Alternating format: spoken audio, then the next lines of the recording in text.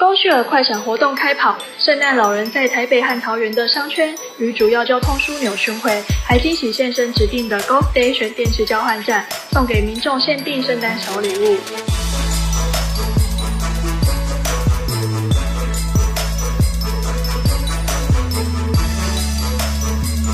高旭尔圣诞老人正在送圣诞小礼物给民众，民众看起来很惊喜。